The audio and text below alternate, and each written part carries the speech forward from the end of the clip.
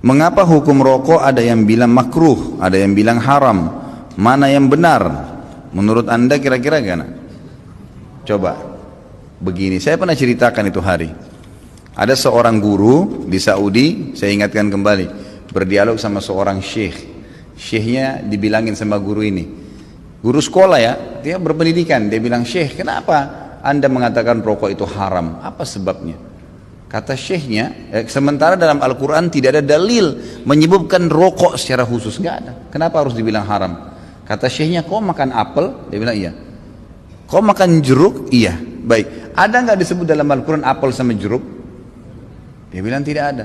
Baik, itu tidak ada, tapi boleh dimakan. Kenapa? Karena masuk dalam umumnya firman Allah, Allah menghalalkan semua yang baik-baik dan Allah mengharamkan yang khaba'ith, yang buruk, gitu kan? Jadi ulama mengeluarkan kaidah semua yang baik maka halal, semua yang buruk maka haram. Semua subhanallah yang haram itu pasti berefek tidak baik, gitu kan? Lalu dia bilang, tapi setahu saya tidak buruk karena saya merasa nyaman-nyaman saja, gitu kan? Saya merokok, saya percaya diri, saya nggak ada masalah. Ya orang mau mengatakan badan saya bau, baju saya bau, mulut saya bau, itu perkataan dia, tapi saya merasa nyaman-nyaman saja, nggak ada masalah, gitu kan? Berarti bisa saya katakan itu thayyibat, berarti baik ini buat saya. Dari mana tolok ukurnya ini baik atau buruk? Kata syekhnya, baik, kalau kamu mau lebih dalam lagi, sekarang saya tanya, kata syekh, kalau kamu pulang ke rumah habis ngajar, kamu temukan istri kamu lagi pegang rokok, anak kamu lagi pegang rokok, kamu biarin atau kamu larang? Kata gurunya ini, saya larang syekh. Kenapa kamu larang? Dia bilang karena itu tidak baik. Nah, ini masuk dalam jawaban kamu sendiri. Kalau baik kamu biarin mereka merokok, beliin kalau perlu, sama-sama rokok ngepul di situ, gitu kan. Tapi enggak ternyata, gitu kan? Jadi lebih baik ditinggalkan, gitu. Jadi jangan berdalih kalau salah dan tetap dilakukan, akuin kesalahan. Itu poin penting. Ini enggak, sudah salah membela, ini masalah ini. Enggak boleh, jadi terus menerus. Kadang-kadang subhanallah ada orang juga supaya dia tetap dalam mempertahankan kesalahannya, mencari orang yang lebih buruk, gitu kan? Ada pernah orang bilang sama saya, Ustadz, saya baik Ustadz. Kayak sholat saya masih jaga sholat maghrib, teman saya dan tidak sholat sama sekali. Jadi patokannya yang lebih buruk, supaya yang dia tinggalin 4 waktu sholat itu mending, nggak apa-apa gitu. Bukannya dilihat orang yang sholat lebih banyak, ini nggak boleh sebenarnya, gitu kan? Allahu alam. Jadi kalau kita lihat, kalau dikatakan memang kategori ulama di Indonesia, kalau di Timur Tengah saya nggak pernah temukan ada ulama menghalalkan rokok. Di Indonesia ini karena kiai kita terlalu murah gelarnya, ayahnya kiai, anaknya jadi kiai. Bisa ceramah berapa kali atau pulang haji jadi kiai juga. Ini luar biasa ini.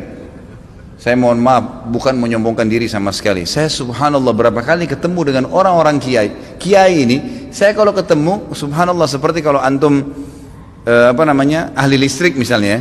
Kemudian ada orang datang ngobrol masalah listrik, dia nggak ngerti. Misalnya ini listrik ini harus dipasang begini, jaringannya begini, terus dia bilang enggak harus begini, tapi dia salah jelas. Antum pastikan teorinya benar, salah ini orang. Kita akan bilang kok ngawur ini orang ngomong.